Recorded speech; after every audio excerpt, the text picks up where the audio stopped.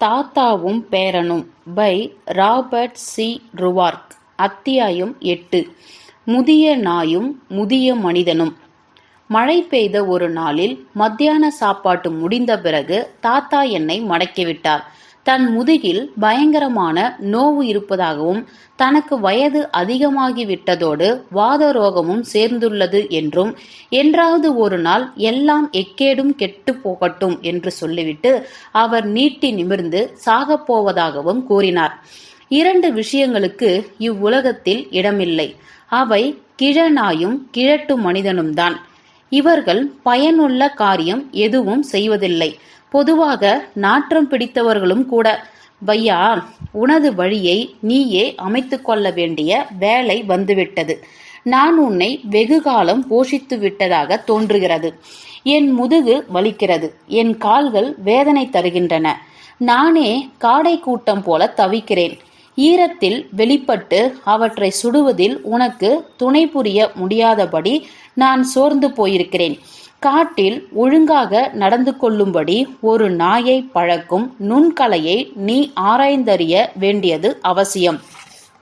அதற்கு நல்ல பழகும் வகையை கற்றுக்கொள்வதற்கு சிறந்த வழி உன்னை விட சுறுசுறுப்பான ஒரு நாய் உன்னை பழகும்படி அனுமதிப்பதுதான் என்று அவர் சொன்னார். அது பிப்ரவரியின் பின்பகுதி. 1 வாரமா மழை தொடர்ந்து பெய்தது. இன்னும் பிரவாகமாக வந்து கொண்டிருந்தது அது. எனினும் சோர்ந்த சூரிய வெளிச்சம் இடையிடையே லேசாக எட்டி பார்த்தது. ஆகவே தன்னை போலவே பறவைகளும் அலுப்படைந்திருக்கும். சுத்தமான காற்றை சுவாசிக்க அவை சதுப்பை விட்டு வெளியே வரக்கூடும் என்று தாத்தா சொன்னார். பிராங்கையும் ஷேண்டியையும் இட்டுச்செல். அவற்றை இஷ்டம் போல திரியவிட்டு நீ கவனி. ஷேண்டி பிராங்கு குறிவைத்ததை திருட முயலும் போதுதான் நீ அதற்கு உத்தரவிட வேண்டும். பிராங்க் அவ்விதம் செய்யவே முயற்சிக்கும். எனக்கு தெரிந்த வரையில் அதுதான் பெரிய திருட்டு நாய். நீ சொன்னதும் அது நிற்காவிட்டால் உனக்காக ஒரு சவுக்கு தயாரித்து கொண்டு அதை வெளுத்து வாங்கு. சில நாய்கள் சில மனிதரைப் போலவே அறிவுரைக்கு பணிவதில்லை, அடிக்குதான் கீழ்ப்படியும் என்று அவர் கூறினார். அம்மா என்னையும் நாய்களையும் காரில் ஏற்றிச் சென்று ஜேக்கியின் ஓடை என பெயர் பெற்ற நீரோடை அருகில் இறக்கிவிட்டாள். தான் நகரிலிருந்து திரும்புகையில் சூரிய அஸ்தமன சமயம் எங்களை பாலத்தருகே சந்திப்பதாக அவள் சொன்னாள். நாய்கள் போவதற்கு துடித்தன. சென்று 2 வாரங்களாக அவை அடைப்பட்டு கிடந்தன. இப்பொழுது செயல்புரிய தவித்தன. ஷேண்டி பெரியது, மஞ்சளும் வெண்மையும் கூடிய இங்கிலீஷ் வேட்டை நாய். அதற்கு ஒரு கண் சிவப்பு. பிராங்கு நீல நிறம் கலந்த லிவிலின் இனம். 2ம் தரமான மூதாதியரை பெற்றவைதான். பிராங்கின் தாத்தா சர் சிட்னி மொஹாக் என்று எனக்கு ஞாபகம். அது ஷேண்டி போல் வேகமுடையது அல்ல. 1 மைலுக்குள் இருப்பதெல்லாம் அண்மை வேட்டை ஆகும் என்பது ஷேண்டியின் நினைப்பு. அது தன் வாழ்வில் ஒருபோதும் தரை மீது நாசியை வைத்து மோப்பம் பிடித்ததில்லை. அது தன் நாசியை உயர தூக்கி காற்றை மோந்து கனடாவில் உள்ள பறவையை இங்கிருந்தபடியே காட்டிவிடும். அதாவது காற்று நேராக இருந்து கனடாவிலும் ஒரு பறவை இருக்குமானால். அருகாமையில் வேட்டை பிடிக்கும் சுவாபம் உடையது பிராங்க். தரை இருப்பதே மோப்பம் பிடிப்பதற்காகத்தான் என்று அது நம்பியது. அந்த பறவைகளுக்கு அது நிச்சயமான திடீர் மரணமாகவே இருக்கும். அதற்கு சிறிது நேரம் கொடுத்தால் போதும். எந்த பறவை கூட்டமும் அதனிடமிருந்து தப்பிச் செல்லாது. அது விரைந்து நின்றுவிட்டால் அங்கே பறவைகள் உண்டு என்று அர்த்தம். கொஞ்சம் தள்ளி இல்ல, அங்கேயே பிராங்கின் நாசிக்கு நேர் கீழே அவை இருக்கும். அவை ஓடினால் அதுவும் சேர்ந்து ஓடும். அப்பொழுதும் அவை பிராங்கின் நாசி அடியிலேயே தென்படும். அது பாம்புகளை குறிவைப்பதில்லை, ஓடை ஆமைகளை சுட்டுவதில்லை, முயல்களை காட்டுவதில்லை, காடைகளையே சுட்டி காட்டும். நாய்கள் எல்லா நாய்களையும் போலவே தங்களுக்கு எதிர்ப்பட்ட மரங்கள், அடிமரங்கள், பாறைகள், பாதைகள் அனைத்துக்கும் மரியாதை செலுத்தின. சென்ற வாரம் வழியில் ஒரு கடிகாரத்தை தவற விட்டுவிட்டு இப்பொழுது தேடி செல்பவன் போல அவை ரஸ்தாவை ஓடின. பிறகு சீட்டி சப்தம் கேட்டு திரும்பி வந்தன. வேலைக்கு போக நேரமாகிவிட்டது என்று அவை எனக்கு அறிவித்தன. நான் தாத்தா செய்வது போல என் கையை அசைத்து அழுது வடிந்து சோளக்கொல்லையின் பக்கமாக வீசினேன். பிராங்க் ஷேண்டியை பார்த்தது, ஷேண்டி பிராங்கியை பார்த்தது. பிறகு இரண்டும் துக்கத்தோடு என்னை நோக்கின. வேண்டாம், இது நகைக்கத்தக்கது என்று அவை கூறின. ஓடுங்கள், நாசமாய் போக என்று நான் கட்டளையிட்டேன். தாத்தா அருகில் இல்லாததால் நான் தாராளமாக ஏச முடியும். நாய்கள் தோள்களை குலுக்கின. ஷேண்டி கிளம்பி வயலின் ஓரங்களை சுற்றி நீண்ட சதுரமிட்டு ஓடியது. பிராங்க் ஒரு திசையில் குறுக்காக சென்றது. பிறகு தன்னை சுற்றி திருப்பி மறுதிசையில் குறுக்கே ஓடியது. ஷேண்டி தனது ஆராய்ச்சியை முடித்ததும் திரும்பி வந்து நாக்கை தொங்கவிட்டு அதன் முகத்தில் சிறிதே இகழ்ச்சி காட்டியபடி என் முன்னால் உட்கார்ந்தது.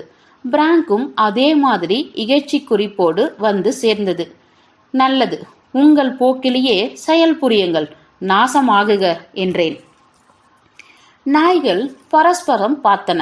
சிறுவன் புத்தி இருப்பதாக ஏதோ கொஞ்சம்தான் காட்டிக்கொள்கிறான் என்று அபிப்பிராயம் பரிமாறின.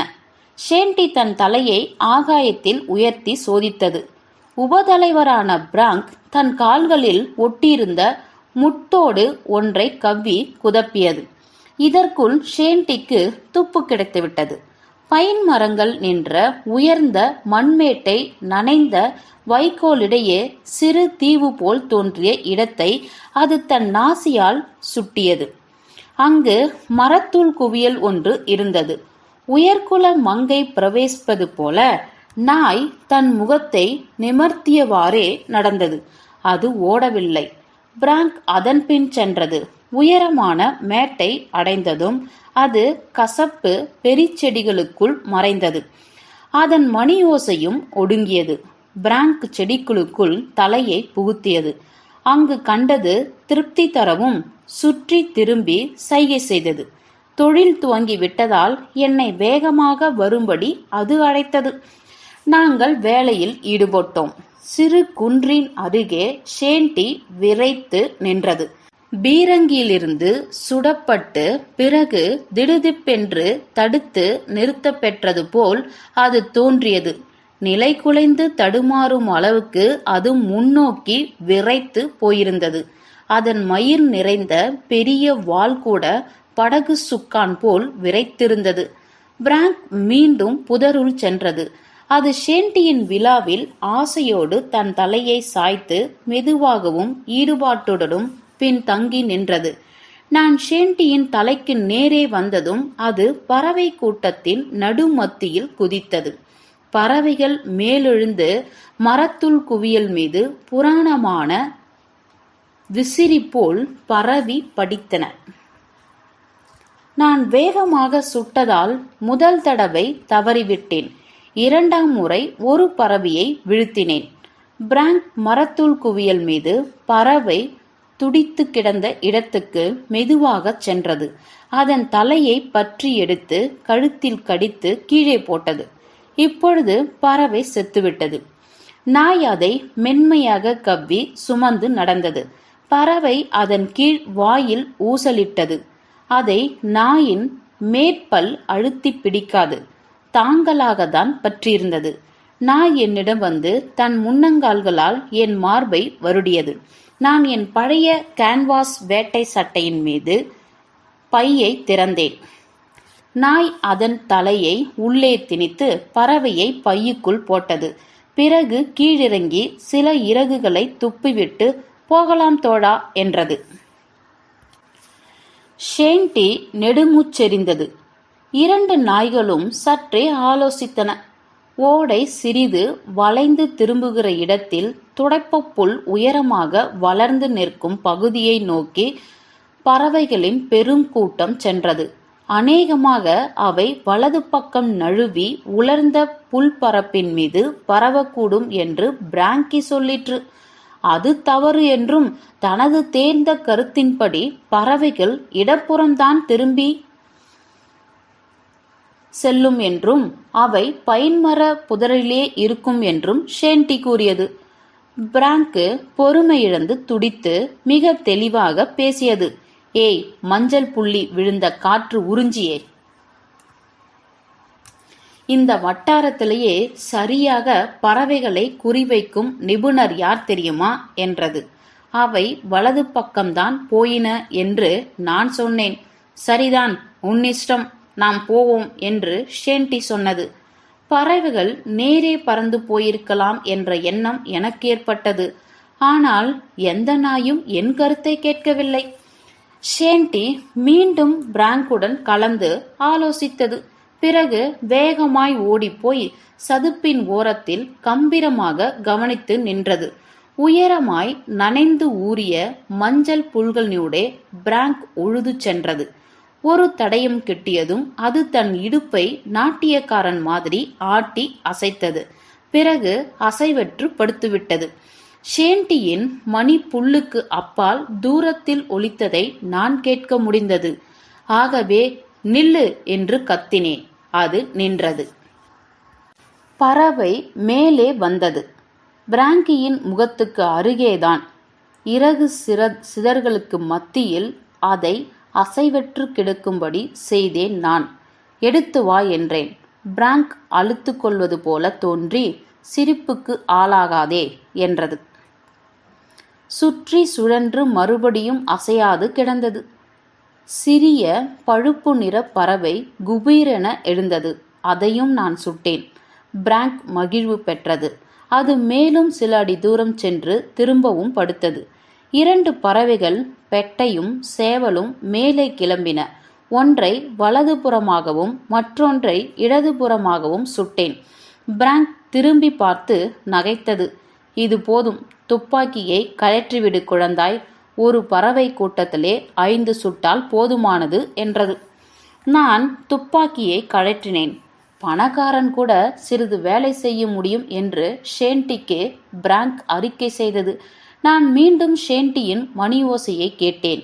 அது வாயில் ஒரு பறவையோடு வந்து சேர்ந்தது. அதை தரையில் போட்டுவிட்டு உட்கார்ந்தது. பிராங்க் 2 பறவைகளை எடுத்து வரச் சென்றது. உடனடியாகவே 2ஐயும் கவ்வி வந்து ஜாக்கிரதையாக என் சட்டைக்குள் திணித்தது. நாங்கள் சதுப்பை கடந்து சென்றோம். நான் என் சிறு துப்பாக்கியை சரிப்படுத்தினேன். பிராங்க் எனக்கு முன்னால் சதுப்பின் விளிம்புகளை மோந்தபடியே தெரிந்தது.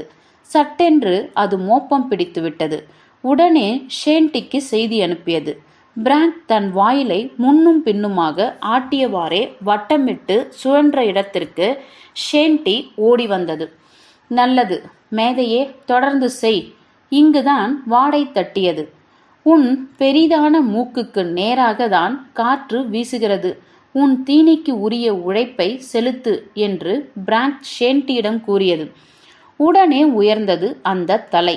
பின்னர் நான் கண்ட சிலை, மங்கை, ஓவியம் எதையும் விட அக்காட்சி மிக அழகாக இருந்தது என்பது என் ஞாபகம். குன்றின் மேலே ஓடியது நாய். பிராங்க் நெடுக்கிலும் பார்த்து என்னை அழைத்தது. நாங்கள் இருவரும் குன்றின் மீது நடந்தோம்.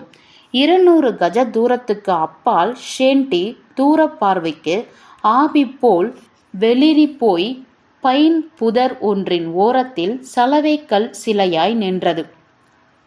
நான் சுட்டபோது ஒரு பறவை மரத்தை சுற்றி தாழ்ந்து ஓடியது. மறுமுறை சுடுகையில் இன்னொரு பறவை ஒரு கிளைக்கு மேலாக பாய்ந்து சென்றது. இறைச்சி கிட்டவில்லை. நாய்கள் வருத்தமாக தென்பட்டன. இந்த பையன் சுத்தம் 2ம் கெட்டான் தான் என்று என்னை பார்த்தது. ஒரு கணம் வெற்றிகரமாக வெடித்திருக்கிறான், அடுத்த கணத்தில் மக்கு ஆகிவிடுகிறான். நாம் அவனுடைய தன்னம்பிக்கையை சற்று உறுதிப்படுத்துவது நல்லது என்று பிராங்க் துயருடன் கூறியது. ஷேன்டி வெறுமனே தோலை குலுக்கி கொடுத்தது. அதை என்னால் செய்ய முடியாது என்று அது வெகு தெளிவாக சொல்லிவிட்டு தன் வயிற்றின் மீதுள்ள எதையோ ஆராய்வதற்காக கீழே படுத்தது. பொதுவாக ஆமோதிப்பதின்படி இதில் நான் சேர்க்கப்படவில்லை. பறவைகள் சதுப்பு நிலத்தின் ஊடே பறந்து ஒரு பக்கத்தில் உள்ள சரிவுக்கு சென்று விட்டன. அந்த சரிவு மரங்கள் அடர்ந்த பகுதிதான். நாங்கள் சதுப்பில் புகுந்தோம். அதை கடக்கும்போது ஒரு ஓரத்தில் ஒற்றை பறவை ஒன்று மேலே எழுந்தது. அதை நோக்கி நான் சுட்டேன். மேலும் 2 கிளம்பின. எனினும் ஒன்று கூட அடிபட்டு விழவில்லை. கிளிகளூடே அவற்றை பார்ப்பது அரிதுதான். பிராங்க் சற்றே யோசித்தது. பறவைகள் இருக்குமிடத்தை சுற்றி என்னை அழைத்துச் சென்றது. குன்றின் மீது என்னை நிற்க வைத்தது. நான் அதை பின்தொடர்ந்து கீழே இறங்க முயலவும், வேண்டாம் பையா, உனக்கு வேலையை எளிதாகவே நான் முயற்சி செய்கிறேன் என்றது. நான் சரிவின் மேல் நின்றேன். பிராங்க் ஷேன்டியை சதுப்புக்குள் அனுப்பியது. நானும் சரிவில் இறங்கி சதுப்பு நோக்கி சென்றது. அந்த நாயும் குறியை காட்டவில்லை. அவை பறவைகளை கண்டன. அவற்றை கலைத்தன. பறவைகள் கலைந்து வெட்டவெளியில் எழவும் நல்ல குறிகளாக அமைந்தன. சிறிது நேரத்திலேயே மேலும் 4 பறவைகளை என் பையை அடைந்தன. நாங்கள் அம்மாவை சந்திக்க வேண்டிய இடம் நோக்கி நடக்கலானோம். வேறொரு மரத்தூள் குவியலை ஷேன்டி கண்டு அதன் அருகே சென்றது. இம்முறை பறவைகள் 3 அடி உயரமுள்ள மினுமினு பெரி செடிகளின் கும்பலில் காணப்பட்டன. கொலைதான். இதற்குள்ளாக நாய்கள் எனக்கு மிகுந்த தன்னம்பிக்கை ஊட்டியிருந்ததால் நான் சாதாரணமாக துப்பாக்கியை உயர்த்தி தேர்ந்த வேட்டைக்காரனைப் போல் சர்வ நிச்சயத்தோடு 2 முறை சுட்டேன். ஷேன்டி தன் பின்புறத்தை அதன் ஒரு பகுதி எங்கோ தவறவிட்டது போல தோன்றியது. ஆராய உட்கார்ந்தது. பிராங்க் போய் பறவைகளை எடுத்து வந்து என் பையில் திணித்தது. அது தலை நிமிர்ந்து பார்த்து, வாய் திறவாத சிறுவனான நான் கட்டளைக்குள் நன்கு கீழ்ப்படுகிறேன் என்றும் இனிமேல் வீடு திரும்பலாம் என்றும் கூறியது. துடப்ப புல் நிறைந்த வயலில் பறவைகள் முகாமிட்டு இடத்தை தான் ஏக்கத்தோடு கவனித்தேன். கூடாது, எல்லையை நினைவுபடுத்து, தாத்தா இதை விரும்ப மாட்டார் என்று 2 நாய்களும் கூறின. சரிதான், அம்மாவை காண செல்வோம் என்றேன். நாங்கள் நடந்த பிரதேசத்தில் மற்றும் 3 பறவைகள் கூட்டங்கள் தென்பட்டன. ஆயினும் நாய்கள் வேட்டையாடுவதற்கென்று ஒரு அடி கூட எடுத்து வைக்கவில்லை. நேரே வழியோடு ஓடின. நாங்கள் வீடு திரும்பிய போது தாத்தா முன்போல் சாவை அணுகியிருக்கவில்லை என்றே தோன்றியது. ஏனெனில் அவர் குளிரை விரட்டுவதற்காக எப்பொழுதும் பருகும் மருந்தின் வாடை லேசாக நிலவியதை நான் கண்டுகொண்டேன். அது கரி பிடித்த பீப்பாய்களில் வரும். ஒரு விதமான செந்நிறம் பெற்றிருக்கும். அந்த காலத்தில் அது சட்டவிரோதமானது. நெருப்பின் முன்னால் நான் 10 பறவைகளையும் 6 ஆண்கள் 4 பெட்டைகள் பரப்பியதும் அவர் உண்மையிலேயே மகிழ்ச்சி அடைந்ததாக தோன்றியது. ஏதாவது கற்றாயா என்று அவர் புகைக்குழாயை உறிஞ்சியவரே எதேச்சியாக கேட்டார். ஆமாம், நான் அறிந்து கொண்ட ஒரு விஷயம் இது. மழைக்கு பிறகு நாம் மேட்டு நிலத்தில்தான் வேட்டையாட வேண்டும். ஏனெனில் காடைகள் தங்கள் கால்களை ஈரமாக்க விரும்புவதில்லை. மேலும் வருஷத்தின் இந்த பருவத்தில் அவை தின்பதற்கேற்ற எதுவும் வயல்களில் கிடைக்காது. ஆகவே அவை மர சிதைவுகளையும் பெரிகளில் மிச்சமானவற்றையும் தின்று கொண்டு காட்டில் வசிக்கின்றன. அவை மரத்தூள் குவியல்களை விரும்புவதாகவும் தெரிகிறது என்று சொன்னேன். அது ஏன் என்று நான் அறியேன். அதை உபயோகிக்கும் சிறு காடை கூட்டம் அருகே இல்லாத மரத்தூள் குவியல் எதையும் நான் கண்டதாக எனக்கு நினைவில்லை. ஒருவேளை அவை அதில் புரள்வதற்கு ஆசைப்படலாம். அல்லது ஆரோக்கியமாய் இருப்பதற்காக அவை நொய்யுக்கு பதில் மரத்தூளை சாப்பிடலாம். வேற ஏதாவது கற்றாயா? ஆமாம், பிற்பகலில் நேரம் ஆகிவிட்டதும் முக்கியமாக மழை ஈரம் இருக்கும்போது பறவைகள் சதுப்பில் தங்க விரும்புவதில்லை. இக்கரையில் தங்கினாலும் தங்கும், அல்லது பறந்து போய் தூரத்தில் தங்கவும் கூடும். மேலும் அவை அதிகாலையில் பறப்பது போல் நேரமானதும் அதிக தூரம் பறப்பதில்லை. சரிவின் மீதும் நின்று கொண்டு நாயை அனுப்பிய பறவைகளை கலைப்பதற்கு வசதி இருக்கையில் சதுப்பில் கூட முயற்சிப்பதில் அர்த்தமே கிடையாது.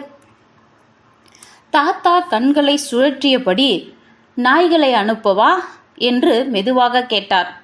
நல்லது. நாய்கள் தாமாகச் சென்றன. நானும் அவற்றோடு போவதை அவை அனுமதிக்கவில்லை. எனவே நான் சருவின் மேலே நின்று எளிதில் 4 பறவைகளை சுட்டேன் என்று நொண்டி சமாதானம் கூறினேன். வேறேதாவது? நான் தனியாகச் சென்றால் மிக நன்றாக சுடுவேன் என உணர்ந்தேன். வேறொருவனை பற்றி நாம் கவலைப்பட வேண்டிய அவசியமில்லை. சாதாரணமாக நம்மால் சுட முடியாத பறவைகளை தாராளமாக குறிவைக்கலாம். போக போக எப்படியோ நாம் தன்னம்பிக்கை பெற்று விடுகிறோம். ஏனெனில் நாம் இலக்கமுறுகிறோம். நாய்களுக்கு ஏமாற்றம் தர விரும்புவதும் இல்லை. அவ்வளவுதானா? இன்னும் ஒரு விஷயம். மனிதனை விட ஒரு நல்ல நாய் சிறப்பாக அறிந்தராத எதையும் எவரும் அருமையான நாய்க்கு கற்றுக் கொடுப்பதில்லை என அறிந்து கொண்டேன். தாத்தா பெரிய விசாலமான புகையிலை கரை படிந்த மீசை நிறைந்த சிரிப்பு சிரித்தார். இதை கேட்கலாம் என்று நான் நம்பியிருந்தேன். குழந்தாய், மிக சொற்பமான நபர்களே இதை கற்றுக்கொள்கிறார்கள். ஒரு நாயை இட்டு சென்று அதை ஒழுங்காக பழக வேண்டியது. அப்புறம் அதை அதன் போக்கில் விட்டுவிட்டால் நமக்கு நல்ல நாய் ஒன்று கிடைக்கும். இது பையன்களுக்கு பொருந்தும். ஆரம்பத்தில் ஒரு நாயை கெடுத்து விட்டால் அப்புறம் எவ்வளவு கத்தியும் அதை திருத்த முடியாது. இதுவும் பையன்களுக்கு பொருந்தும். ஆரம்பத்தில் அவன் மோசமாக நடுக்கையில் அறை கொடுத்தால் அப்புறம் அவனை அடிப்பதற்கு அவசியம் எழாது. ஷேன்டியை நோக்கி நில்லு என்று கத்த நேர்ந்ததா என்றார் அவர். ஒரே ஒரு தடவை. அது நின்றதா? நின்றது. தாத்தா அதிகமான மகிழ்ச்சி பெற்றார். பையா, நான் உனக்கு மிக புத்திசாலித்தனமான விஷயம் ஒன்று சொல்வேன். ஒருவன் உண்மையாகவே அறிவுடையவனானால் நல்ல நாய் அவனுக்கு கற்பிக்க முடியாதது எதுவும் ஈராது. ஆனால் மக்கு ஆசாமி கூறிய புத்தி உள்ள ஒரு நாயிடமிருந்து எதையும் கற்க முடியாது. சுறுசுறுப்புள்ள நாய் மக்கு பேர்வழியிடம் இருந்து எப்போதாவது ஏதாவது கற்கக்கூடும். இதை நினைவில் நிறுத்து என்றார். இப்பொழுது என்று துவங்கினார் அவர். என்ன சொல்வார் என்பதை நான் அறிந்தேன். பறவைகளை எடுத்து போய் சுத்தப்படுத்து. சுடுவதற்கு நல்லதாயிருப்பது எதுவும் உபயோகிப்பதற்கும் நல்லதுதான். ஒரு பறவையை அல்லது மீனை சுத்தம் செய்யும் வேலையை தள்ளி போட போட அதன் கடுமை அதிகரிக்கும். சீக்கிரம் செய். இப்பொழுது கஞ்சியோடு காடைக்கறியும் வேணும் என்று எனக்கு மிகுந்த ஆசை ஏற்பட்டுள்ளது. இன்றிரவு செத்துப்போவேன் என்று நான் நம்பவில்லை என அவர் சொன்னார். மாரிகாலம் வெறித்தனமான குளிர்ந்த தொல்லை தரும் மழை வீச்சோடு கழிந்தது. சூரியன் கொஞ்சம் அதிகமாக தலை காட்டத் தொடங்கியது. சுடுவதற்கு காலம் கடந்துவிட்டது. மீன் பிடிக்க இன்னும் நாள் கிடந்தது. கால்பந்து விளையாட முடியாதபடி உஷ்ணம் அதிகம். பேஸ்பால் விளையாடவோ மிகுந்த குளிர். முதிரா இளமையின் உணர்ச்சி துடிப்புகளால் நான் தவித்தேன். வீடு மிகவும் சிறியதாய் தோன்றியது. சுற்றுப்புறத்தில் பள்ளிக்கூடம் தவிர வேறு எதுவுமே கிடையாது. நம்பிக்கை தரும் கோடைகாலம் இன்னும் வெகு தூரத்தில் இருந்தது. என் நடத்தை முன்மாதிரியானது என்பார்களே, அப்படி இல்லை. மோசமான உதாரணமாகவே அது அமையும். தாத்தா கொஞ்சம் வினோதமாக என்னை பார்த்தார். நான் வேலைகள் இன்றி ஊசலாடுவதை அவர் அறிந்தார்.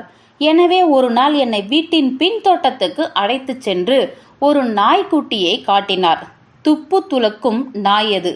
மிகவும் அழுமூஞ்சியாக தோன்றிய குட்டி நாயான அதற்கு கரடியின் பாதங்களைப் போன்ற பெரிய பாதங்கள் இருந்தன. ஒரு காது திருகலாய் காணப்பட்டது. சொறியினால் அது அரை உயிராய் இருந்தது. அதன் சருமம் ரோமத்தை இழந்து சுருங்கி சிவந்தும் அசிங்கமாகவும் இருந்தது. இது மிக அருமையான பறவை பிடிக்கும் நாய். வெகுவாக அடிபட்டு போயிருக்கிறது. அதை நான் ஒப்புக்கொள்கிறேன். இருந்தாலும் இது நல்ல நாய்தான். இதன் தாய் தந்தையை எனக்கு தெரியும். இதன் மீது கொஞ்சம் சிரத்தை காட்ட வேண்டும்.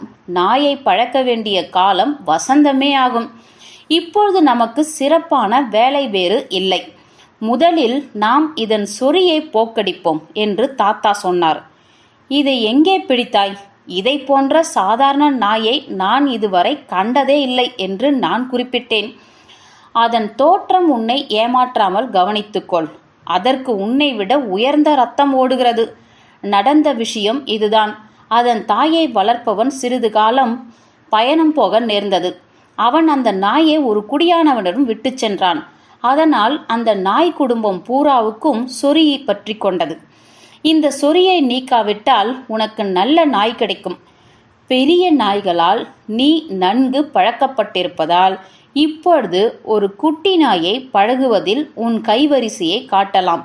அதன் மூலம் நாய்களை பற்றி நாய்களிடமிருந்தே இன்னும் சில விஷயங்களை நீ கற்க முடியும் என்று தாத்தா எச்சரித்தார். அன்றொரு நாள் பிராங்கும் ஷென்டியும் எனக்கு அளித்த பயிற்சியின் நினைவு வரவும் நான் லேசாக சிரித்தேன். இந்த சொறி விஷயமாக என்ன செய்யலாம் என்று கேட்டேன். வெகு சுலபம். எண்ணெய் நிரப்பும் நிலையத்தில் உள்ள கஸ் மக்லிடம் போவோம். கொஞ்சம் பழைய டப்பா எண்ணெயை அவரிடமிருந்து வாங்கிக் கொள்வோம். மருந்து கடையிலுள்ள டாக்டர் வாட்சனை காணச் சென்று சிறிது கந்தகம் வாங்குவோம். பழைய டப்பா எண்ணெயில் கந்தகத்தை குழப்பி அதை நாய்க்குட்டிக்கு பூசுவோம். மெதுவாக சொறி நீங்கிவிடும் என்று அவர் கூறினார். தாத்தா சொன்னது சரிதான். சில தினங்கள் நாங்கள் நாய்க்குட்டிக்கு அந்த கலவையை தடவினோம். சீக்கிரமே அதன் உடலில் மீண்டும் மயிர் முளைப்பதை காண முடிந்தது. 1 மாத காலத்திற்குள் அதன் ரோமம் நேர்த்தியாக வளர்ந்துவிட்டது. நாங்கள் அதற்கு டாம் என்று பெயரிட்டோம். அதன் கல்வி பயிற்சியை நான் மேற்கொண்டேன். தாத்தா சொன்னார், பறவை பிடிக்கும் நாயை வீட்டின் பின்புற தோட்டத்தில் பழகலாம். அதற்கு மோப்பம் பிடிக்க கற்றுக் கொடுக்கும் முறை இவ்வுலகில் ஒன்றுமே இல்லை. ஆகவே நீ அதை பற்றி கவலைப்படாதே. பறவை சம்பந்தமான உணர்வை அதற்கு கற்றுக் கொடுக்கும் வழி ஒன்று கூட இந்த உலகத்தில் இல்லை. எனவே அது பற்றி கவலை கொள்வதில் பயனில்லை. நீ இந்த நாய்க்கு கற்பிக்கக்கூடியது எல்லாம் சிறிது ஒழுக்கமே ஆகும். அதன் மூலம் இந்த நாய் தன் திறமை அனைத்தையும் அப்புறம் லாபகரமாக பயன்படுத்த முடியும். பள்ளிக்கூடத்தில் உனக்கு ஒழுக்கம் பயிற்றுவிக்கிறார்களே, அது மாதிரிதான். அதனால் நீ பயனடைவதற்கு போதுமான மூளை உனக்கு இருக்கிறதா இல்லையா என்பது உன்னை பொறுத்த விஷயம். எங்கே துவங்க வேண்டும் என்று நான் கேட்டேன். நாயை பழகுவதற்கு முறியடிக்க அல்ல, பல ரகமான வழிகளும் உண்டு. முறியடிப்பது என்ற வார்த்தையை நான் உன்னிடமிருந்து கேட்க விரும்பவில்லை. முறிந்து போன நாய் நமக்கு தேவையில்லை. நீ நாய்க்கு பயிற்சி அளிக்க விரும்புகிறாயே தவிர அதை நசுக்கிவிட அல்ல. ஒரு நாயை சிதைவுற செய்பவன் அந்த நாயை அடைவதற்கு தகுதியில்லாதவனே. நீ அதற்கு கற்றுத்தர வேண்டியது எல்லாம் கொஞ்சம் பகுத்தறிவும் சிறிது வினயமும் தான். ஆம், இல்லை என்பவற்றுக்குள் வித்தியாசத்தையே நாம் அதற்கு முதலாவதாக கற்பிக்க வேண்டும். ஆதாரமான எதிலிருந்தாவது நாம் பயிற்சியை துவங்குவோம். உணவையே கவனிக்கலாம் என்றார். நாய்களுக்கு நாங்கள் ஒரு நாளைக்கு 1 தடவைதான் தீனி கொடுத்தோம். எனவே அவை அதிகம் பசியோடு இருக்கும். சாப்பிட்டு மிஞ்சியவற்றையும் குளிர்ந்த வெள்ளை சோளம், தானிய ரொட்டி, டர்னிப் கிழங்கின் தழைகள், இறைச்சித்தண்டு முதலியவைகளையும் அவற்றுக்கு அளித்தோம். அவ்வப்பொழுது டப்பியில் அடைத்து வரும் சால்மன் அல்லது நாய் உணவு எதையாவது கொடுப்பதும் உண்டு. ஆனால் அதிகமாக அல்ல. பிற்பகல் 5 மணி சுமாருக்கு தீனி வைப்போம். ஒவ்வொரு நாய்க்கும் தனித்தனியாக தகரத்தட்டு உண்டு. தாத்தா விரல்களை சொடுக்கும் வரை பிராங்கும் ஷென்டியும் தட்டுகளை நோக்கி செல்லாமல் நிற்பதை நான் கவனித்திருக்கிறேன்.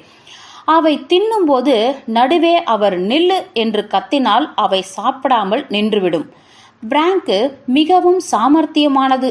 ஒரு இறைச்சி துண்டை அல்லது சுவை மிகுந்த உணவுப் பொருள் எதையோ அதன் மூக்கின் மேல் வைத்தால் அது சும்மா உட்கார்ந்திருக்கும். நாம் உத்தரவிட்டதும் அதன் தலையை உதறி இறைச்சியை ஆகாயத்தில் எரிந்து கவ்வி பிடித்து விழுங்கிவிட்டு தலைவணங்குவது போல் பாவிக்கும். நாங்கள் நாய்க்குட்டியை வெகு சுலபமாக பழகினோம். இலையுதிர் காலத்தில் பறவைகளுக்குரிய பருவம் தொடங்குவதற்கு முன் நாம் அதை கவனிப்போம் என்று தாத்தா சொன்னார். இடைக்காலத்தில் இந்த கோடையில் அது தறிகெட்டு திரியாமல் பார்த்து கொள்வோம். கோடை காலத்தில்தான் நாய் பல கெட்ட பழக்கங்களை அடைகிறது. அதையும் இதையும் எதையுமே துரத்தி செல்லும்படி அதை அவிழ்த்து விட்டு விட்டால் பிறகு இலையுதிர் காலம் வந்ததும் அது தன் உண்மையான தொழில் மறந்துவிடும். குறிப்பாக எதற்கும் பயனில்லாமல் போகும். நாய்கள் துரத்தி ஓடுவதை 2 விஷயங்களில்தான் அனுமதிப்பேன். முயல்களை துரத்துவது 1.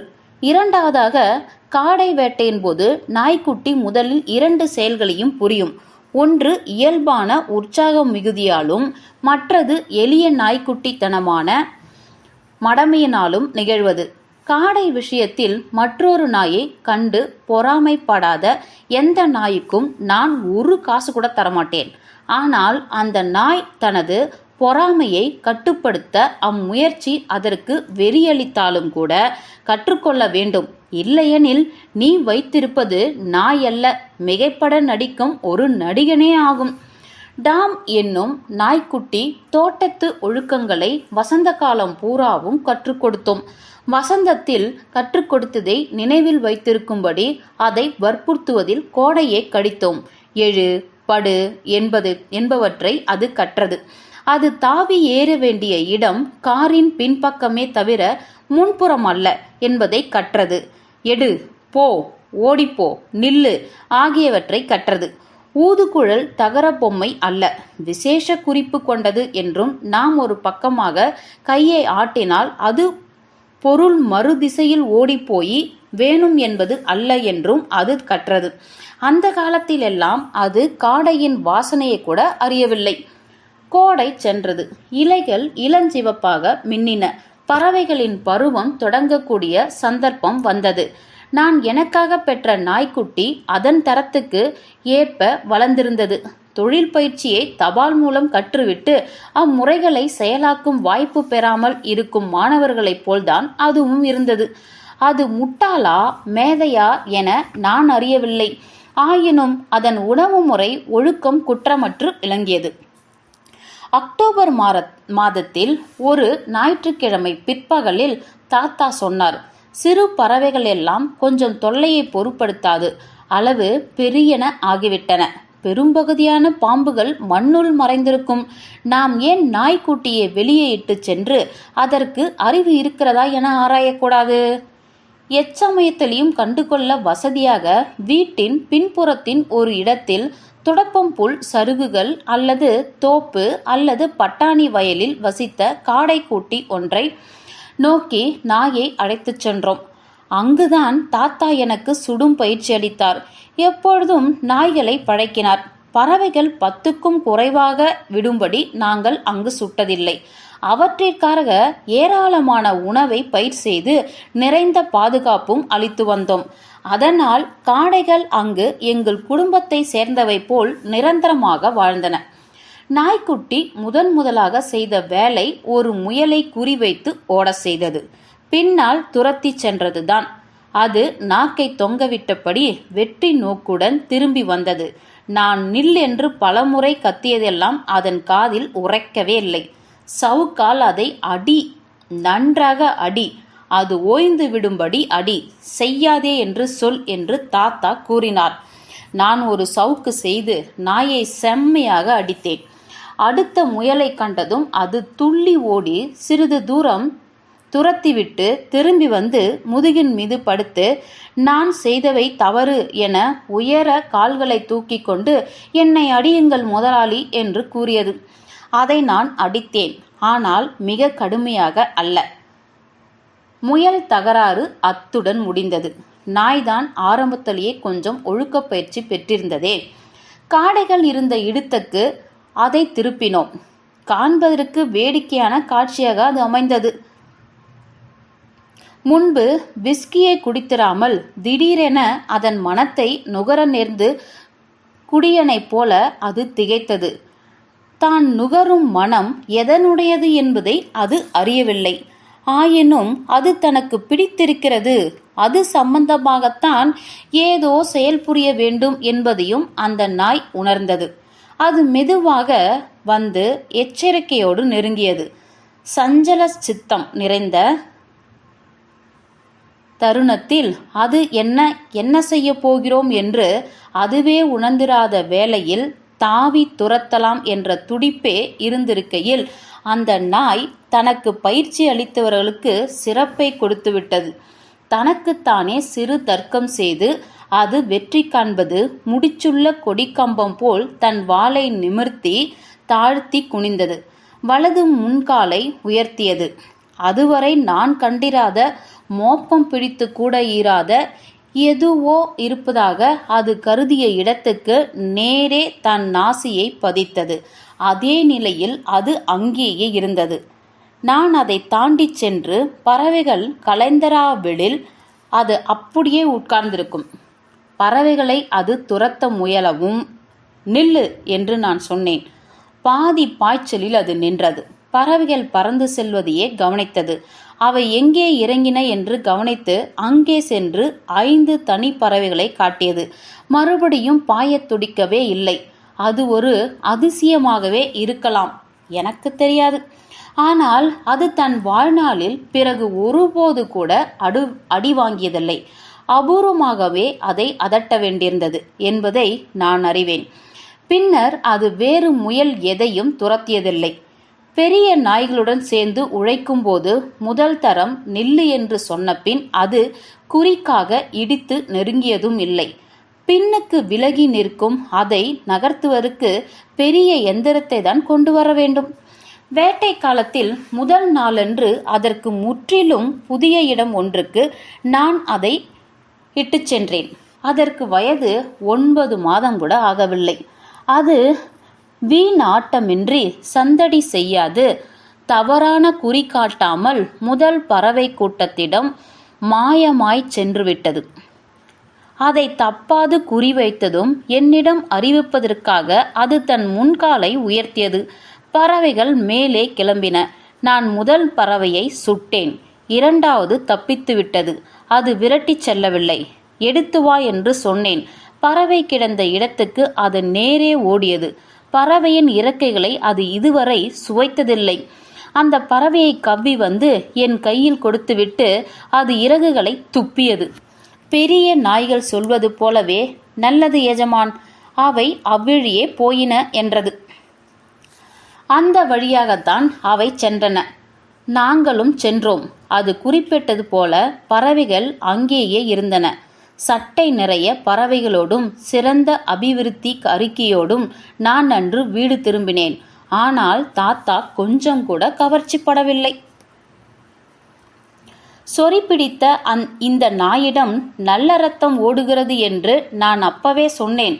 நல்ல ரத்தம் பெற்ற ஒரு நாய் அல்லது மனிதன் சரியாக செயல்புரிவதற்கு தேவையானது எல்லாம் ஒன்றிரு ஆலோசனைகளே. நீயும் நாய்க்குட்டி மாதிரி சிறப்பாக வளர்வாய் என நம்புகிறேன். ஆனால் நான் முன்பே சொன்னது போல் இந்த நாய்க்கு உன்னை விட சிறிது சிறந்த இரத்த ஓட்டம் இருக்கலாம். ஆயினும் சிகிச்சை பெற வேண்டிய சொறி எதுவும் உனக்கு இருந்ததில்லை என்று தாத்தா சொன்னார்.